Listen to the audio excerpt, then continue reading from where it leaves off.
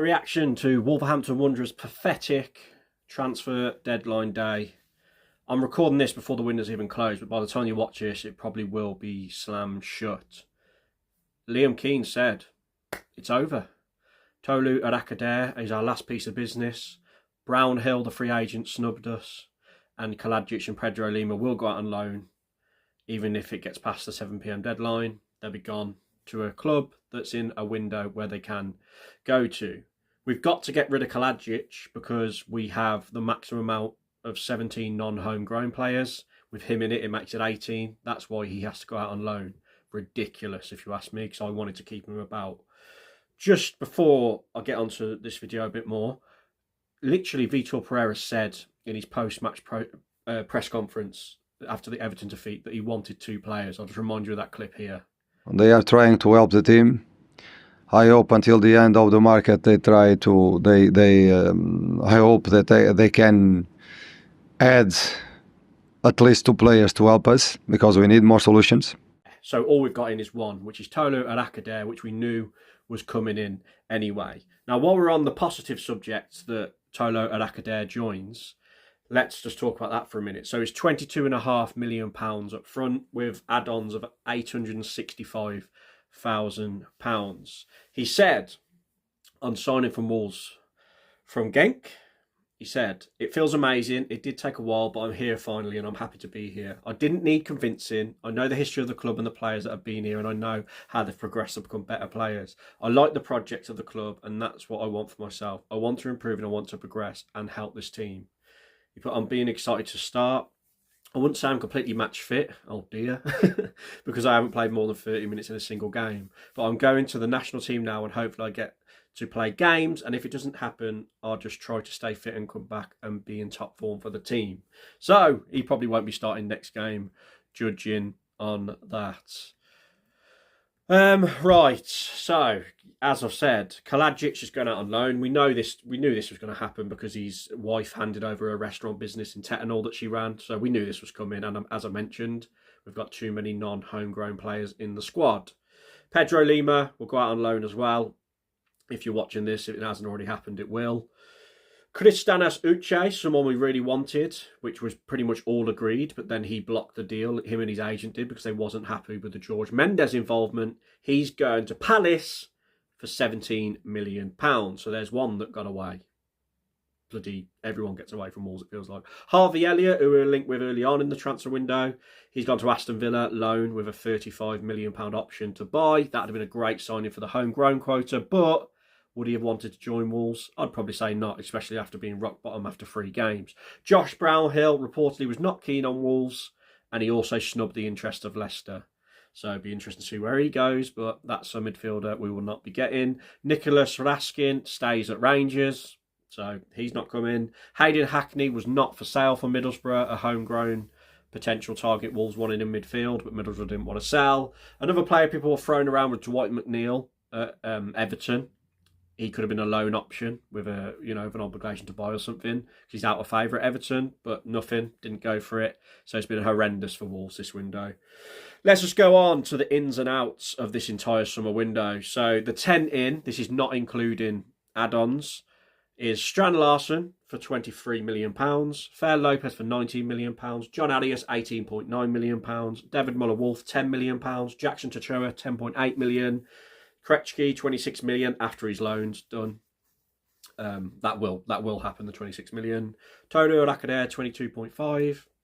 Hugo Bueno returned from loan. Hoover returned from loan. Matthias Mane signed a pro deal. Total spent £130.2 million. As I've said, please note some of these fees may rise if certain criteria is met with the add-ons. In terms of outgoings, 16 out.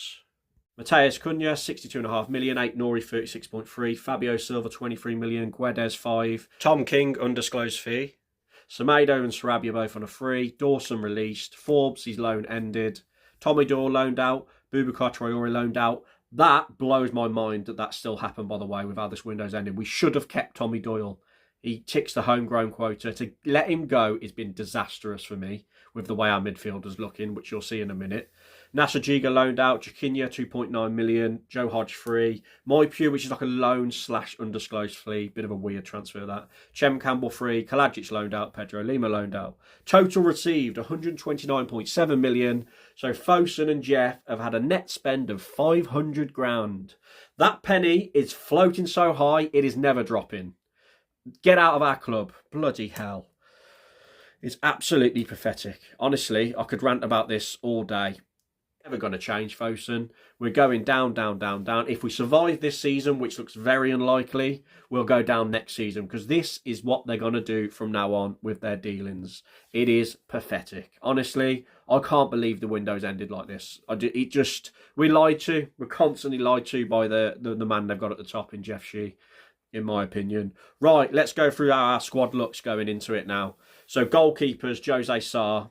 Sam Johnston, classed as homegrown. David Bentley, homegrown. Defenders, Matt Doherty, classed as a homegrown player. Santi Bueno, Yersa Mosquera, Agbadu, Toti Gomez, Kelechi and Alfie Pond. Wing-backs, Hoover, classed as homegrown. Jackson, Chachua, Rodrigo Gomez, David Muller-Wolf, Hugo Bueno, also classed as homegrown. Midfield, this is the very weak area. Marshall Monetzi, Andre, João Gomez, Bellegarde. But Marshall Monetzi and Bellegarde arguably could be counted as number 10s as well. So basically we've got two centre midfielders, like proper first choice. That's their position, centre midfielders. As you know, Monetzi and Bellegarde are a bit alternatives with the number 10s, as I've just said. Forwards, Strand Larsen. At least we kept him, I suppose. That's one positive. We managed to keep hold of him from the Newcastle interest. Swangi Chan, Toru Arakadere, Fair Lopez, who is actually classed as an under-21, don't need to be registered because he was born after the 1st of January 2004. So we don't have to register Fair Lopez, which is really handy. John Adias, Enzo Gonzalez, same as Fair Lopez, under-21. Chirewa, he's homegrown. He's over the age of 21 now. Mateus Mane, under-21. So to my maths, that's 17 non-homegrown players, 6 homegrown players. So our squad is 23. You can have a maximum of 25. 17 non-homegrown, 8 homegrown. We've got 17 non-homegrown, 6 homegrown. Our squad is 23. And we've got 4 under-21s that we don't need to register that may be used in the first team squad in the Premier League or in cup competition. So that's how weak our squad looks now. Now, rate this window out of 10, yeah? I'm going to rate this window a 4 out of 10. We are much weaker than the squad that ended last season, and we came 16th in the Premier League. Much weaker, in my opinion. John Adias, the Cunha replacement, weaker. Fair Lopez, the Sarabia replacement. Looks good, Fair Lopez, but you could say weaker. Sarabia was a senior player who had a lot of European pedigree. Muller-Wolf, 8-0 replacement, or Hugo Bueno, 8-0 replacement. I'm just not even getting into that. That's just laughable. Semedo, Chachua is his replacement, or Hoover. Again, laughable. And they were our main outgoings that we were worried about. Getting rid of Tommy Doyle and Boubacar Traoré, massive mistake for me. Absolutely ridiculous. So yeah, that's my summary on Wolves' pathetic transfer deadline day dealings. Comment your thoughts down below. Please like the video. It's going to be a very long hold season ahead, everyone. But all we can do as fans is get behind Vitor Pereira, if he doesn't walk, that is, and get behind the players and try and make the atmosphere good. But if you've got any anger, aim your anger at Jeff Shee and Fosun going forward if we start struggling. We've already lost 3 games. If we continue to keep losing and we're bottom by Christmas, do not go in on Vitor Pereira. It's not his fault. Yes, some of these decisions have been weird, especially in the Everton game, but Jeff Shee is the one you've got to focus on, and Fosun. Thank you for watching, and I'll catch you next video, everyone.